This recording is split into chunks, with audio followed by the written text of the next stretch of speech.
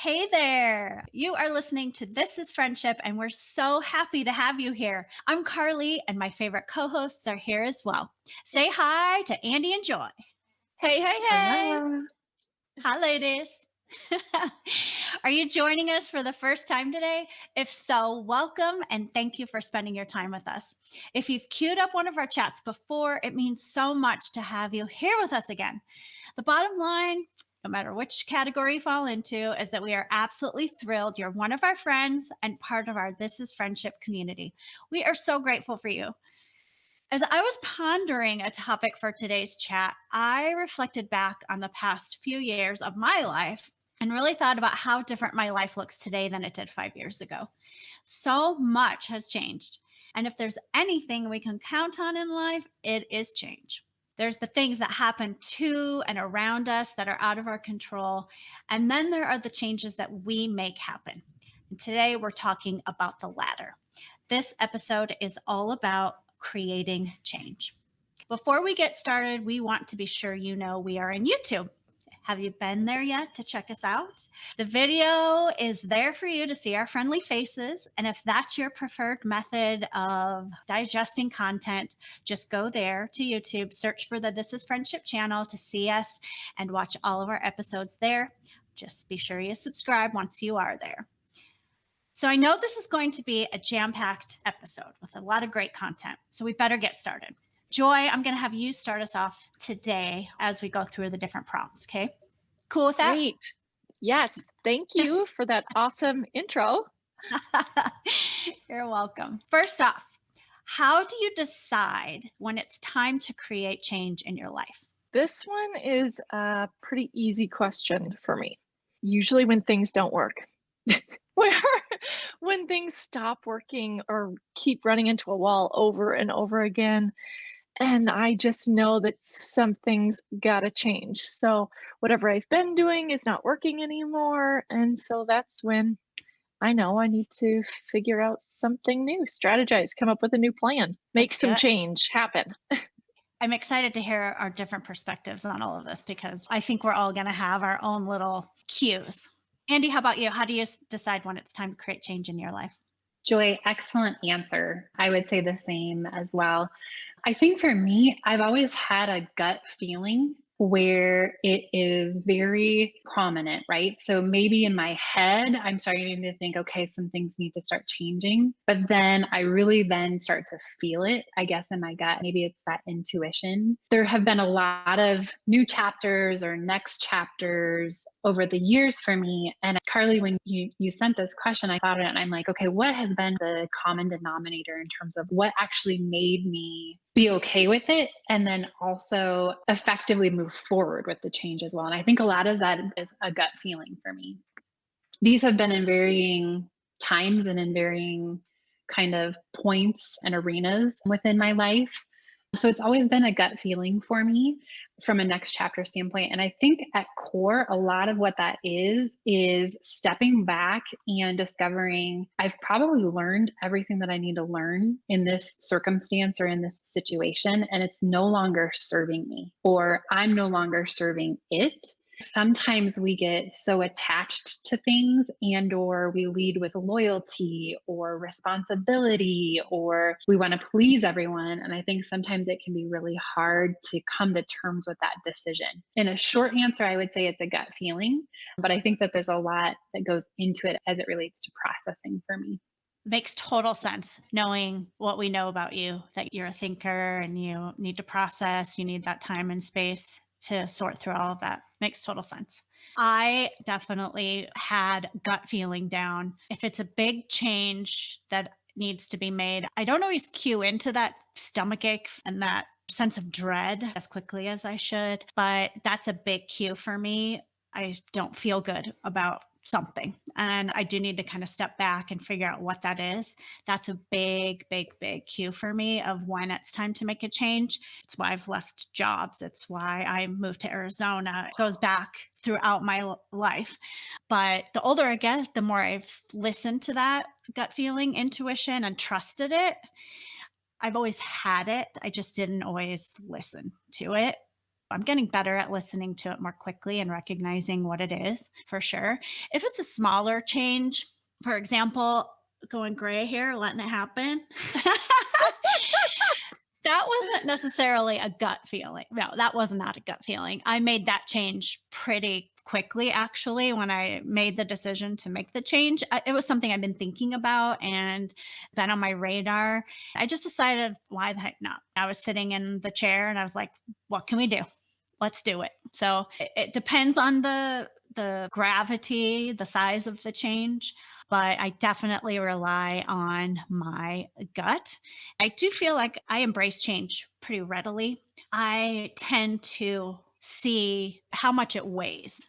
If it's something that is not affecting a lot of my life, I can make the change pretty quickly because you know what? You can always reverse it for the most Yep. part. If it's a bigger change in the big picture of my life, then it does take me some time to process and think through. It takes longer, which I'm sure that's the same for everyone. But gut feeling definitely kicks in for those bigger decisions, and I am better at listening to it. Karli, I admire how you do embrace change, stepping back and seeing all the things that you've accomplished and how you're innovative, and that energy that you bring inspires me to embrace more change as well. So I definitely see that playing out on a day-to-day basis for you. Thank you. That means a lot. I appreciate I have to say you definitely impacted my decision-making abilities too. it.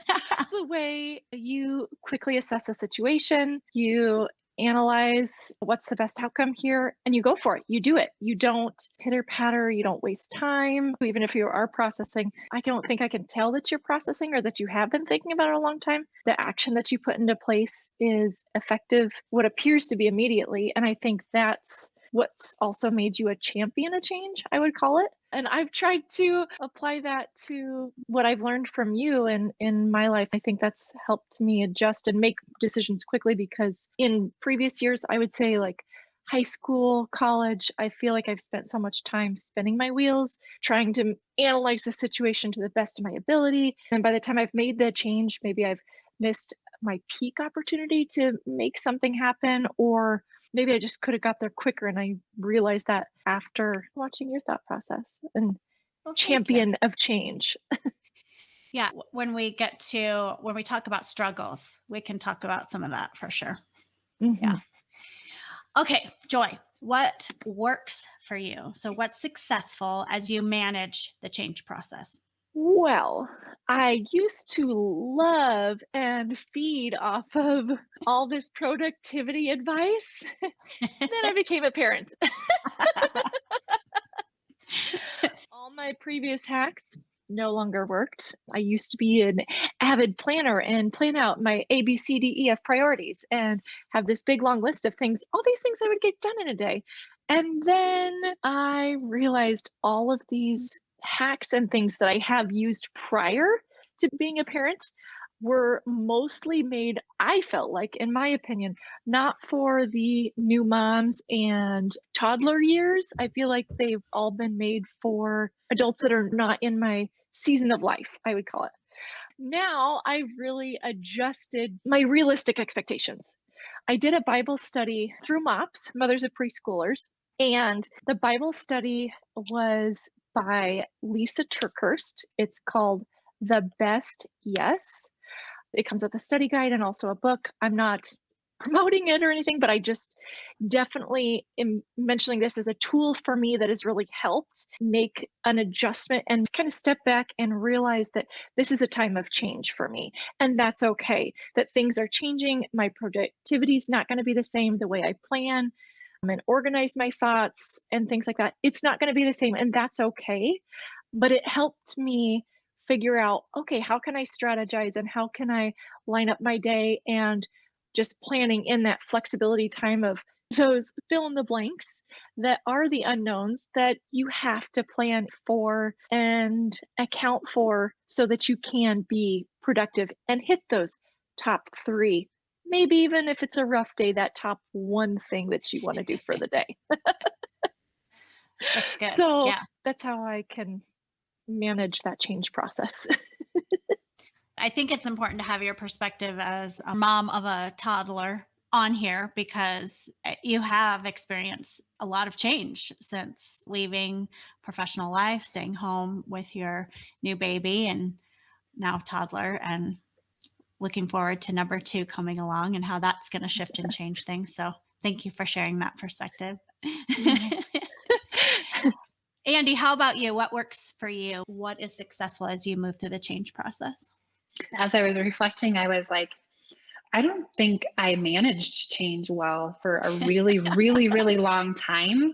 And I'm honestly, there's been a shift for me now where I'm actually really excited for change. And so I'm like, how did that shift happen? How am I addressing it? I would be upfront and I would be honest that adaptability is not high for me. And I'm sure that Jake would probably also agree. Just having an understanding of that and an awareness of that. If I've got a plan and we start to kind of veer off of the plan, sometimes that's uncomfortable for me. So I feel like I'm getting better at that, but it's a work in progress, of course.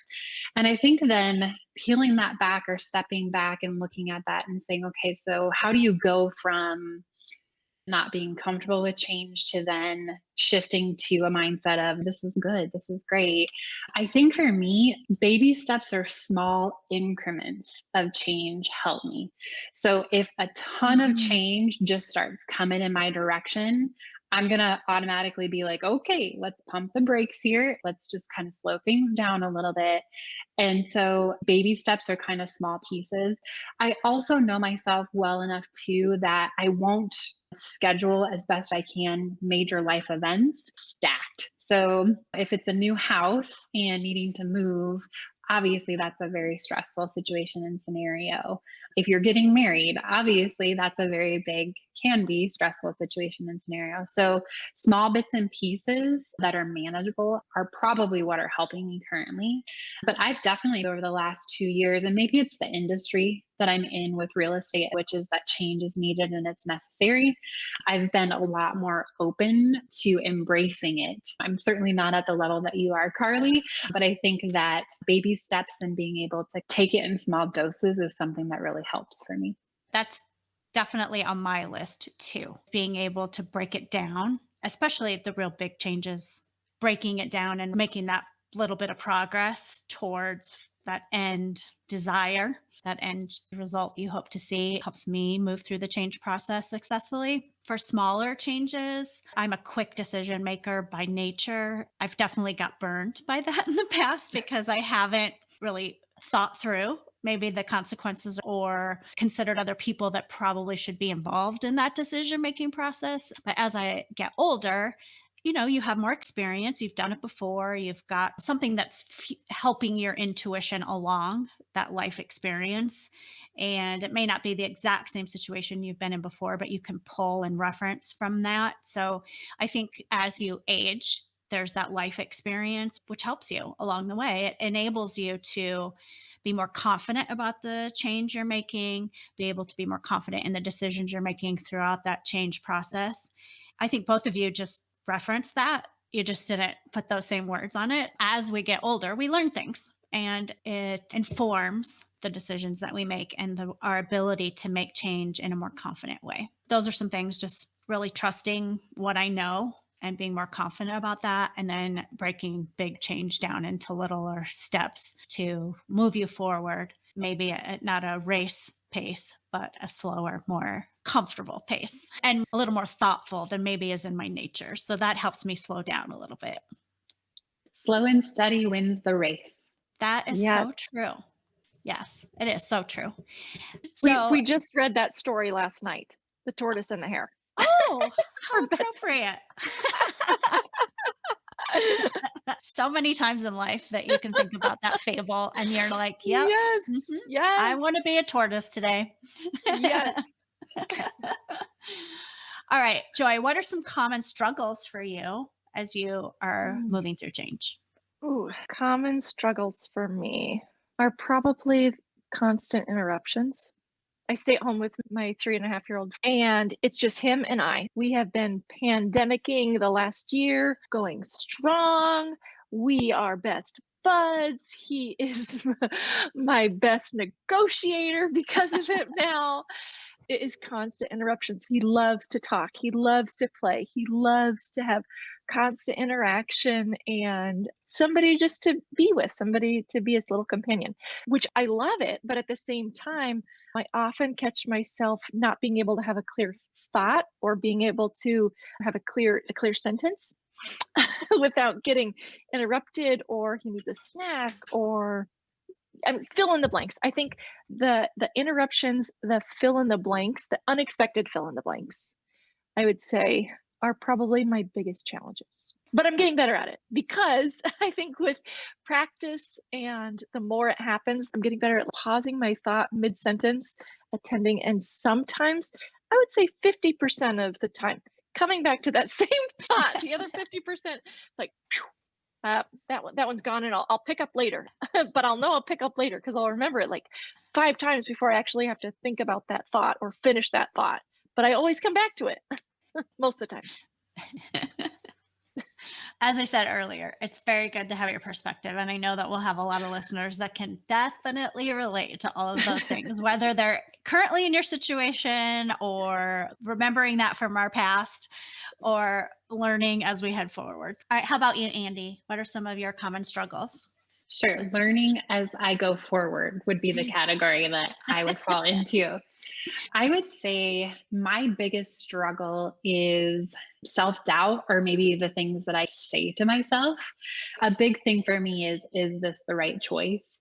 Because I am a processor, I do like to step back and I like to understand circumstances and maybe try to not necessarily predict, but think through if this change happens or if these choices are made, what's the potential of X, Y, and Z kind of coming together. Now, Jake and I are quite opposite in this realm, and he's a very quick decision maker. He's ready, fire, and I'm ready, aim, aim, aim, aim. Then I maybe fire. Yeah. So I'm a little more deliberative in our circumstances. So it's a great balance because sometimes he spurs me on to make choices and to make changes and has a great perspective on it. And then sometimes on the other side, I'll say, can we step back and think through this? I would say it's just that voice in the back of my head, which is like, is this the right choice? Those are my struggles as it relates to change. We all have that little voice in our head. Mm-hmm. And as we get older, hopefully, we understand when to pay attention and when to switch that talk into something else. That's a struggle probably for everybody, that little voice, at least in some way through the change process. Some may experience it at the beginning. Probably the thinkers, the people who like to take a little bit more time and process before they take action, they're hearing that voice maybe a little earlier on in the process. And maybe the quick decision makers, like me, will hear it a little later on when you're like, ooh, did I do the right thing? Well, should I have done that? So maybe we hear it a little bit later on in the process. I would say another struggle for me is I do have to consciously stop myself and consider, does anyone else need to be involved in this change and decision that is relating to this change that I'm making? And is this a really big change that maybe I should ask somebody else some questions and get some more input because maybe I'm missing something? I need to have some holes poked into it. So I've definitely learned that through experiences and making decisions too quickly and not doing those things. So that is a struggle for me because it's not in my nature to do that. But I am aware now more so than ever of when I do need to do those things. Does it always happen 100%? No. But that's a struggle for me, is to slow down and do some of that thinking or processing or getting others involved. It's just not in my decision making nature. But I know that about myself. I think all of us talked about self-awareness at some point in the last half hour. That's one of the beauties of getting older and aging and living life and having our experiences and really understanding our perspective of what is a big decision or a big change for us and what isn't, and when to joy let go and when, Andi, to rein it in and think about it a little more. I love that we're talking about this, and I know that all women will be able to relate to the feelings and the successes and the challenges. All right, Joy, let's go back to you. This is our chance to share some tips and learnings that we can share with our wonderful new friends out there in podcast land who are listening to us today. What have you learned about creating change that you want to share with our listeners and our This Is Friendship community? Okay, I'm going to kind of bullet point this a little bit because I had to organize my thoughts and think this through about how to be pretty precise because I had a lot of things going through my head when recapping and thinking through everything. So, parenting productivity looks different than when you weren't a parent. It's important to acknowledge the change and the difference. Mainstream advice needs adjusted for parenting. So, whatever that looks like, depending on how many kids you've got, because let's be honest, the majority of parents are working parents, but I don't feel like the majority of mainstream advice is tending to the lack of sleep or the jumbled schedules or the throw up in the car on the way to wherever or having accidents in the car to wherever and just those random roadblocks that are there. So adjust your mainstream advice to fit you and your schedules and don't be afraid of it. Also, count household management as achievements because whether it's getting that random medical bill paid for, just physically getting it paid and moving that off of the bill stack, whether it's picking up in the end of the evening so that you can feel a peace of mind, whatever your main household chores is, that's an achievement. Count it on your list and check it off. Feel good about that. Third, prioritize sleep. If you don't sleep, if nobody's sleeping in the house, nothing else is getting done. So that's definitely important. Prioritize sleep. Also, remember, this is temporary. This too shall pass. Not everything is going to be lasting forever, and this time will pass way faster than you can imagine. At least that's what I keep telling myself. And that's what I keep hearing. Expect constant interruptions, not deviations. So plan for those interruptions and plan for there to be times where you are just going to have to come back to things and it's going to be okay. You're just going to have to be flexible, but just plan that in and be a little bit more realistic about your expectations. And you'll find yourself a little, at least I find myself a little less stressed when I expect those things to come up. I'm like, oh, hey, here's that bomb that was going to drop today. This is it. This is it. And you know what? It's actually going to last 3 hours instead of the 30 minutes that I was thinking it was going to. So we're just going to run with it. I would say also find your people. It's important to find your people that you can vent with, that you can share what's going on in your life, that you can help problem solve, help strategize to help you get through whatever you're struggling with, whether it's people that are going through the same stages, the same times as you, or whether it's somebody that's had experience that can help you think of new ideas that you haven't thought of before. Just those problem solving strategies is so helpful for finding your people. Communicate. Communicate is another big one. I think that for my husband and I is the biggest changes. Before Beckham, we would go on dates all the time and go to dinners, and our schedule was a lot more flexible than it is today. Adult communicating time looks different, and that time is much smaller. So it is important to put that on the calendar to communicate. So whether you have two things you need to talk to about the week, make sure you talk about them. Communicate is another one. And my last one for you, stop and look what you've built. Turn around, be thankful. And even though it may seem like you didn't get anything done in your day, which sometimes I look back and think, oh my gosh, I had all these things that I wanted to get done and they're still not done. Stop and look back and look at what you have done because it's probably a lot more than you've actually accounted for. So those are probably my advice and tips of handling change and adapting. Thank you. Those are all really good strategies. You had a long list. I'm impressed. I know, I'm sorry. Andi, how about you? Wow, Joy, thank you. I was taking notes as you were going through your list. So thank you. All good reminders, too. So, a quote that resonates for me is change is hard at first, messy in the middle, and gorgeous at the end.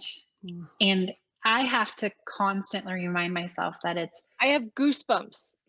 I have goosebumps. I have to constantly remind myself of the gorgeous at the end because Mm. I think change can be scary, and that's where maybe resistance comes in. And there have been so many scenarios and situations in my life where I had been putting off things, change. And when I got to the other side, I literally said to myself, what was I waiting so long for? So I have to remind myself, what am I waiting so long for? Also, it's going to be gorgeous at the very end. At the top of the episode, we talked a little bit about a gut feeling. And Karli, you said something about that itch, right? So lean into that itch, pay attention to that, listen to that. And I think sometimes if we can push aside that resistance and get out of our own way, the change is going to happen faster, which is that gorgeous end. But it's finding the balance between how fast are we comfortable with. So those would be the things that I would mention as it relates to our This is Friendship community in terms of my learning lessons. Find that gorgeous end a little sooner. That is an awesome quote. We need to find out who said that. Do you know who said it? Absolutely. I don't know who said it. I've seen it and I've used it for quite some time. So I'll do a little research. Maybe we can add it to social media or, Yes. I just love, let yeah, people know what's who the going author on? is. I see that Mhm. right now. That's a post for sure. I don't remember what episode it was when we talked about turning around and looking at how far you've come, and might seem like you still have so much further to go, but Mm. like the view is pretty darn good, even if you're only halfway there, if you turn around and look. I forgot to talk about another struggle for me, fear of change and the fear of the unknown. Andy, like you just mentioned, is a struggle that's very, very common. How I work through that are those little baby steps that we mentioned earlier, too. And getting outside of your comfort zone, that's where change happens. So, one of my learnings is we're all in a comfort zone. There might be a bazillion different comfort zone circles in your life. But if you're trying to make a change in one of those areas, it can be scary and you can be fearful of stepping out and making that change. So, those little baby steps, taking those small actions, just one step forward, moves you in the right direction and takes you towards that change. You may not even have a clear vision of where you're going, but something is telling you that you need to make that change. So you might feel like you're blindly moving forward, but guess what? You're moving forward. And outside of that comfort zone is where that real change and growth happens. If you just stop and reflect on the last 5, 10 years of your life, how much of a different place are you in, not only physically or maybe what's happened in your life, but you within yourself? How much of a different person are you? Well, you don't want to stay the person you are today and be that same person 10 years from now. You want to continue to grow and continue to learn and continue to evolve as a person. And that's what change does for you. So it can be scary, but you're going to get something good out of it no matter what, even if you don't have a clear vision of where you're going. And I feel that as people make decisions, self awareness, Andy, you alluded to that, just having that self awareness of, do you embrace change? Is it easy for you? Is it difficult for you? Do you have to think about things? Do you get to Joy's point where you're over analyzing and there's just like analysis paralysis? It's just too much information. That is something you need to be aware of. And you need to get to a point where you can say, I have enough information to make a decision, to make a change. I don't need all of the information, or I don't need too much information. You have to find that fine line within yourself. Or if you're a quick decision maker, knowing when to slow down and think things through a little more. But having that confidence in yourself and understanding about yourself, how you embrace change, how you make decisions, those are things you should be confident in. And that helps you through the change process for sure. So, those are probably my biggest tips for our listeners about making change. And you know what? Aging is a beautiful thing. How much we learn through life and how much we experience and see. There's bad stuff, but there's so much good stuff that even comes out of the bad stuff. So don't be too afraid. Find your people, like Joy said, and connect with them and lean on them to help you through. That's what we are really trying to build here, is that community of women that we can support each other. We can lift each other up. We can lean on each other. So we're excited. It's not just about the three of us. It's about a bigger, growing community of women that we want to be able to contribute to and help. So please, if you're listening today out there, we want to hear from you. We want to know your change process, what works for you, where do you struggle, maybe something you're going through right now that you need some support with. Let us know. You can reach out to us on Instagram at This Is Friendship Podcast. You can email us at hello@thisisfriendshippodcast.com.